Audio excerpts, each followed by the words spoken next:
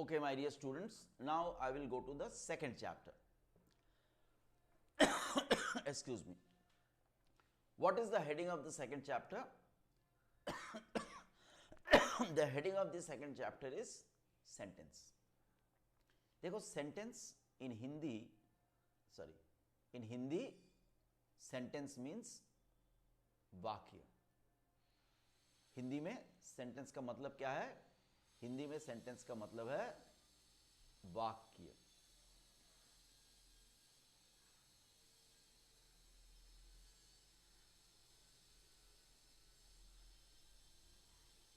मैं इसको एक बार और अच्छी तरह से लिख रहा हूं, हैंड राइटिंग थोड़ा बिगड़ गया.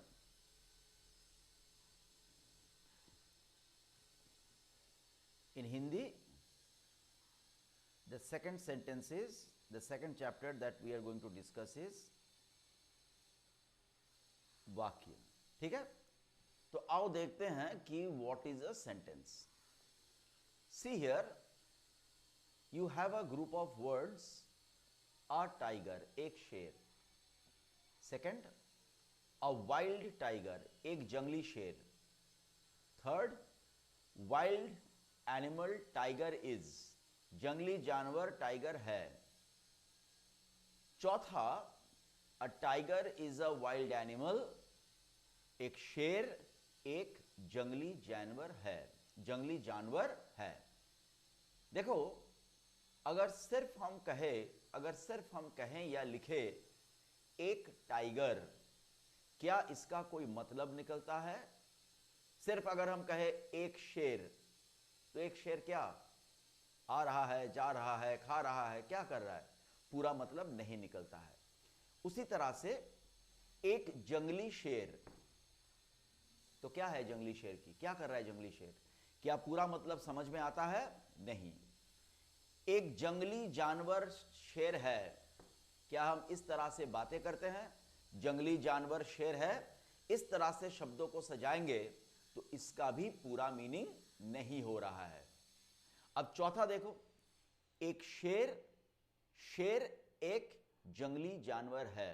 A tiger is a wild animal. तो ये जो 4 एग्जाम्पल दिया हुआ है, ये जो 4 एग्जाम्पल्स दिया हुआ है, ये 4 एग्जाम्पल्स में पहला 3 एग्जाम्पल्स में शब्दों को इस तरह से सजाया गया था कि उनका कोई पूरा मीनिंग, कंप्लीट मीनिंग नहीं आ रहा था. लेकिन चौथा एग्जाम्पल में शब्दों को इस तरह से सजाया गया है कि वो शब्द एक पूरा मीनिंग दे रहा है. ये चौथा में जो एग्जाम्पल है, इन शब्दों को अगर हम पढ़ते हैं तो we understand a complete meaning. एक पूरा मीनिंग जो कह रहा है, वो क्या कहना चाहता है, उनकी बातों का एक पूरा मीनिंग निकल कर आ रहा है. तो what is a sentence? A sentence is a group of words that makes a complete sense. तो सेंटेंस को हम कैसे, सेंटेंस का डेफिनेशन कोई अगर पूछे कि बाबू सेंटेंस क्या है, तो हम क्या बोलेंगे कि वाक्य जो है ये एक ग्रुप ऑफ वर्ड्स है. मतलब आमतौर पे नॉर्मली एक वर्ड से, सिंगल वर्ड से सेंटेंस नहीं बनता. सेंटेंस में एक से अधिक वर्ड होता है, सेंटेंस में एक से अधिक शब्द होता है. A sentence has more than one word.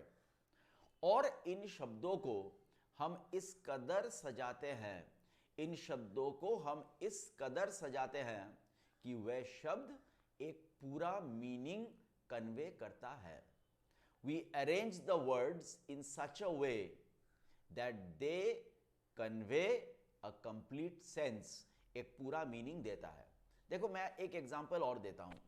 अगर हम मान लो एक घर में हम सेंटेंस लिखते हैं, खाना पका रही मम्मी है, तो क्या यह पूरा मीनिंग होता है?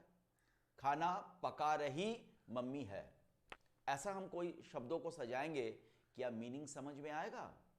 नहीं. लेकिन इन्हीं शब्दों को अगर हम इस तरह से सजाए कि मम्मी खाना पका रही है, तो एक पूरा मीनिंग आता है. तो what is a sentence?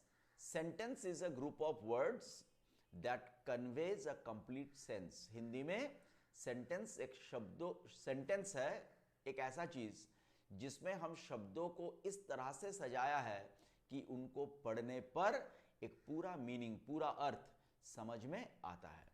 M I clear? देखो और कुछ एग्जाम्पल्स तुम्हारे बुक में दिया हुआ है। क्लासिकल म्यूजिक, क्या क्लासिकल म्यूजिक? खाएंगे उसको, सर में लगाएंगे, क्या करेंगे? पूरा मीनिंग नहीं है।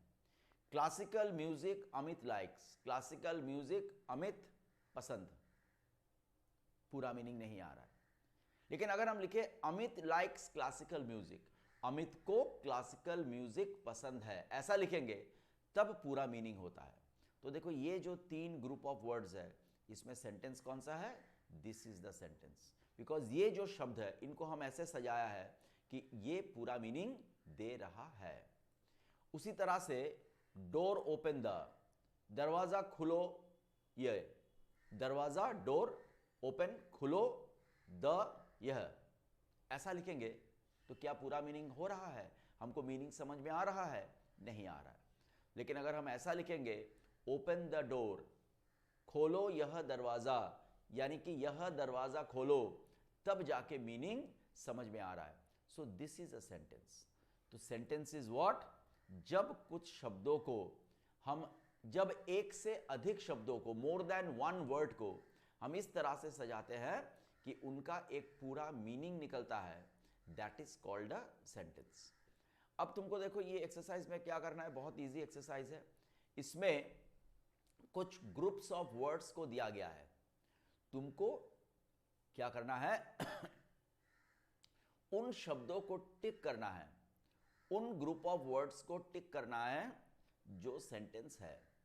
यहां पे एक टिक तुम पहले से देख रहे हो, अ स्वीट ऑरेंज, एक मीठा ऑरेंज, लेकिन ये सेंटेंस नहीं, ये गलती से टिक किया गया है, जिसको मैं काट देता हूं। तो तुमको क्या करना है, यहां पे उन बॉक्सेस में टिक करना है जो ग्रुप ऑफ वर्ड्स पूरा मीनिंग देता हो, यानी कि जो ग्रुप ऑफ वर्ड्स एक सही सेंटेंस बनाता हो, उनके बगल में तुमको टिक करना है। जैसे देखो, शी काइंड, वो दयालु, पूरा मीनिंग होता है? नहीं। अगर हम लिखते वो दयालु है, शी इज काइंड, तब पूरा मीनिंग होता। तो इसको हम लोग क्या करेंगे, इसको हम लोग क्रॉस कर देंगे, ये पूरा सेंटेंस नहीं हो रहा है, तो इसको हम लोग क्या करेंगे, we will cross it. Okay, तो जो सेंटेंस होगा उसको हम लोग टिक करेंगे। So this is the exercise. अच्छा, अब देखो हमें 2-4 चीजों को याद रखना है सेंटेंस के सिलसिले में, हमें 2-4 चीज याद रखना है। नंबर 1 क्या है कि जब भी हम कोई, see we should remember 2 things about a sentence. Sentence के बारे में 2 चीज हमें याद रखना है। Number 1, a sentence begins with a capital letter. हर एक सेंटेंस का जो पहला वर्ड होता है, उसका जो पहला अल्फाबेट होता है, वो कैपिटल में होगा। जैसे देखो यहां पर an umbrella is a useful thing, छाता एक जरूरी चीज है। पहला अक्षर को देखो, फर्स्ट अल्फाबेट को देखो, कैसे लिखा गया है, कैपिटल लेटर, एक कैपिटल लेटर में लिखा गया है। The Prince is handsome, first alphabet देखो, द टी कैपिटल लेटर में लिखा गया है। दूसरा चीज, excuse me, the sentence ends with a full stop or sorry, the sentence ends with a full stop और एक क्वेश्चन मार्क। कोई भी सेंटेंस के अंत में या तो एक फुल स्टॉप होगा या एक क्वेश्चन मार्क होगा।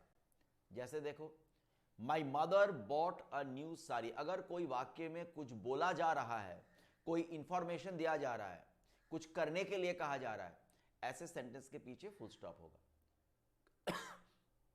करण इज वेरी बिजी, करण के बारे में बोला जा रहा है, full stop. My mother bought a new sari, मेरा माँ के बारे में बोला जा रहा है, full stop.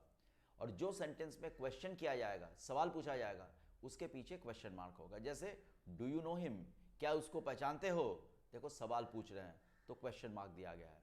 What is his name, सवाल पूछ रहे हैं तो क्वेश्चन मार्क दिया गया है। Now we come to the next exercise.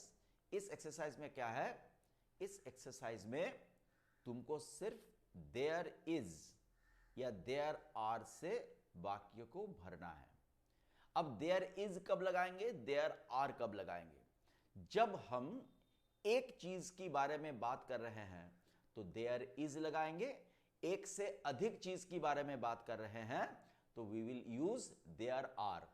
Look at the first example, dash two framed photographs, plural, दो फोटोग्राफ के बारे में बात कर रहे हैं तो ऑब्वियसली यहां पर हम क्या लगाएंगे, देयर आर, देयर आर। तो अब तुम देखो कि जो ब्लैंक है उसके बाद हम जिसकी बारे में बात कर रहे हैं वो अगर एक है तो देयर इज लगाएंगे, वो एक से अधिक है तो देयर आर लगाएंगे। तो इस तरह से तुम बाकी जो ब्लैंक्स है उसको भरो। Okay, this is your second homework.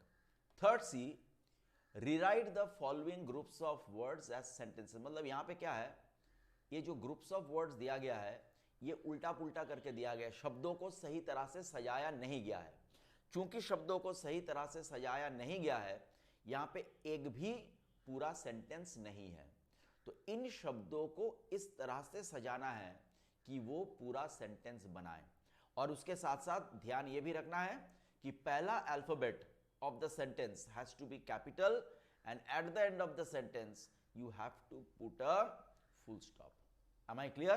So I will do one example. देखो, grandmother's keys on our table, दादी की चाबी ऊपर टेबल, यह पूरा मीनिंग नहीं हो रहा है। तो इसको पूरा मीनिंग करने के लिए हम लोग कैसे सजा सकते हैं, we can write like this. देखो पहले देखो, ग्रैंड मदर, ये फर्स्ट अल्फाबेट है तो ग्रैंड मदर जी कैपिटल हो जाएगा, ग्रैंड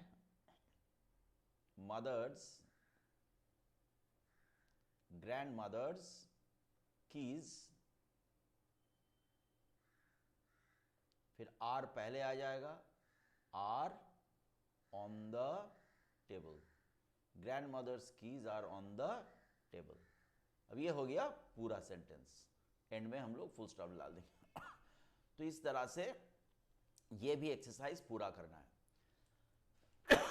तो माय डियर स्टूडेंट्स, ग्रामर का चैप्टर 1 और चैप्टर 2 मैंने बता दिया, प्लीज सॉल्व इट। और इसका जो आंसर्स है तुमको क्या करना है, ऑन फ्राइडे, ये जो फ्राइडे है, probably Friday is 17th, yes Friday is 17th, Friday को ये एक्सरसाइज पूरा करके फ्राइडे 9 से 12 बजे के अंदर इसको स्कूल में आकर जमा करो, submit it in the school. So this is your grammar homework for this week. Okay, thank you so much.